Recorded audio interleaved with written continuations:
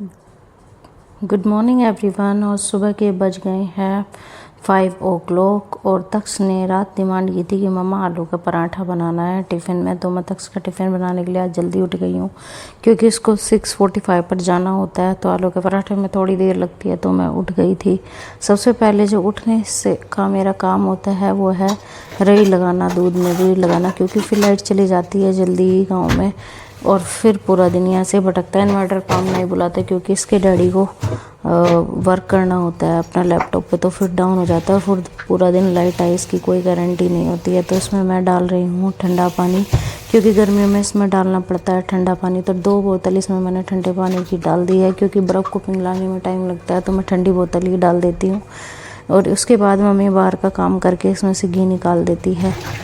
और यहाँ पर मैं ये करके किचन रात को ही क्लीन करके लेट जाते हैं, तो ये फ़ायदा हो जाता है कि फिर सुबह ही उठ के अपना वर्क में लग जाते हैं। सबसे पहले मेरा यही काम होता है कि मैं दूध लगा देती हूँ रई में, तो फिर मम्मी आके घी निकाल लेती है। मम्मी बाहर का काम करती रहती है, तब तक मैं ये रई लगा देती हूँ और फिर काम कर लेती हूँ। बाकी किचन का नाश्ते का तैयार कर लेती हूँ। तक्ष का भेजने का रहता है मुझे, तो थोड़ा थोड़ा जो वैसा वर्क होता है जैसे बर्तन साफ़ करना, रई लगाना, तो वो मैं नाश्ते से पहले ही कर लेती हूँ। और उससे पहले अब देखो कितना अंधेरा सा दिखता है, अभी भी इतना अंधेरा हो रहा है हल्का हल्का सा। रूम में तो अंदर स्टोव रख लेते हैं हम आलू, और वहाँ से हम आलू उठा करके, देखो अंधेरा कितना हुआ है। फिर यहाँ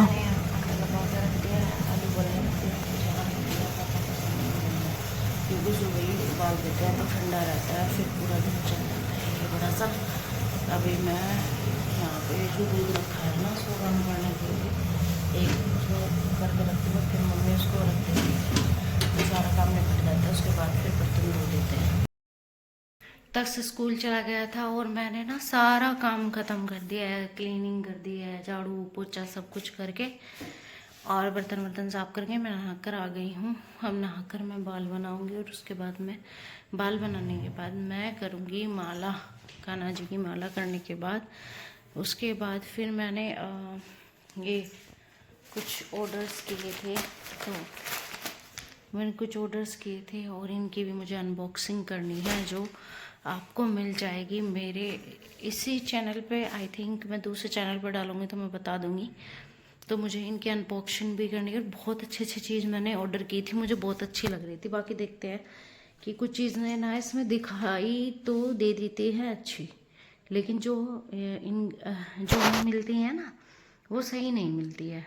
तो इसीलिए इनको अनबॉक्सिंग करेंगे, उसके बाद देखेंगे कि क्या रिजल्ट रहता है। उसके बाद मैं रिटर्न कर दूँगी अगर मेरे को अच्छी ना लगी, क्योंकि वो पिक्चर में इतनी अच्छी लग रही थी ना, बहुत अच्छी। और आज मेरे साथ एक स्कैम भी हो गया है जो मुझे नहीं बताना चाहिए। छोड़ो, मैं नहीं बताऊंगी क्योंकि मेरे साथ स्कैम हो चुका है और वो बताने लायक भी नहीं है। फिर कभी शेयर करूँगी जब लंबा टाइम हो जाता है, तो मैं तब शेयर कर देती हूँ। ऐसे ही मैं किसी को भी नहीं चीज़ें बताती हूँ ना। लेकिन मैं ये सोचती हूँ कि मेरे हस्बैंड के बिना मैं कुछ भी चीज़ें छुपा नहीं पाती, लेकिन ये छुपानी पड़ेगी, लेकिन क्योंकि मुझे फिर डांट पड़ जाती है। अभी मैं कंघी करने वाली हूँ और आज मैंने ये सूट ना अपना इतने दिन बाद निकाला है, बहुत दिन बाद। मतलब ये मेरा 3 साल पुराना सूट है और ये पिछले साल मैंने पहना ही नहीं और इसको निकाला। ये कितना कंफर्ट है ना, ढीला ढाला आ रहा है, मेरे को बहुत मज़ा आ रहा है इसको पहन के, इतना हल्का हल्का सा ना। कुछ चीज़ें ना ऐसी होती है बहुत पुरानी हो जाती है, लेकिन वो ना मन से नहीं उतरती, उनका मन करता है बार बार पहनने का। चल मिलते हैं कंघी करने के बाद आपको। ये चोटी ना मैंने 2 दिन में खोली है, ये ईसू बना करके गई थी चोटी, और ये ऊपर से बहुत अच्छी चोटी बनाई हुई थी, मतलब 2 दिन तक भी अच्छी लगती रही। तो कमेंट में बताना कि कौन कौन ये वाली चोटी करके 2 दिन तक बाल रख सकता है। और ये बाल खोलने के बाद ना इतने कर्ल हो गए थे, बहुत प्यारे बाल लग रहे थे मुझे।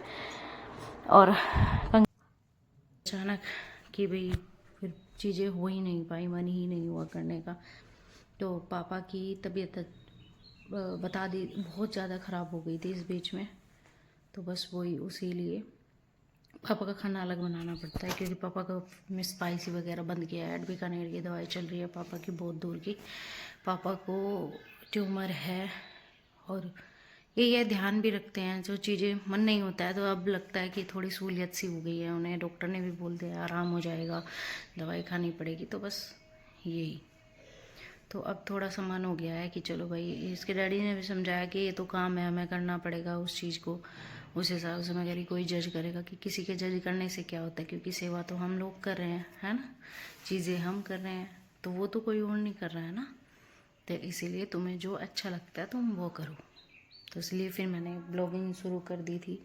इसके बीच बहुत गेस्ट आए, इतने गेस्ट आए कि टाइम ही नहीं लगता था, पूरा पूरा दिन बैठे रहते थे। बस यही चीज़ें हुई।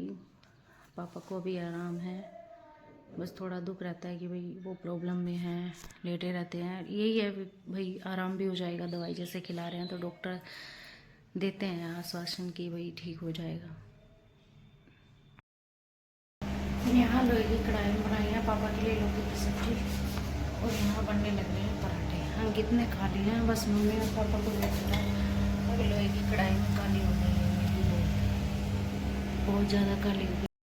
यहाँ ना वाइट कलर का ना फ़ैन लगा हुआ था, तो इन्होंने ना उठा करके ना इसको बाहर लगा दिया था। तो मैंने बोला था कि मेरे कान्हा जी के ऊपर तो कोई फ़ैन चल ही नहीं रहा, तो ये कल इंतज़ाम करके लाए थे और इन्होंने ऐसा सेट किया है जिससे पहले वाला भी सेट नहीं था। तो मुझे बहुत अच्छा लगा, इन्होंने अपनी तरफ से ही हिलाए थे और इन्होंने इतना इतना अच्छा सेट कर दिया था कि उसमें लाइट की भी ज़रूरत नहीं। रात के बज चुके हैं 8:25 और इस बच्चे को मुझे सुलाना है अभी, क्योंकि फिर सुबह उठने में बहुत वो करता है। तो खाने में आज बनाया था, रात में हमने बनाया था सोयाबीन और आलू। पापा के लिए बनाई थी मूंग की दाल, और खा पी करके हम बैठ गए हैं। अब इस बच्चे को थोड़ा सा दूध देना है, और दूध देने के बाद इसको सुलाना है, और इसका जुकाम कभी भी ठीक नहीं होता है ना। चलो मिलते हैं आपको। Good night everyone. Like and subscribe.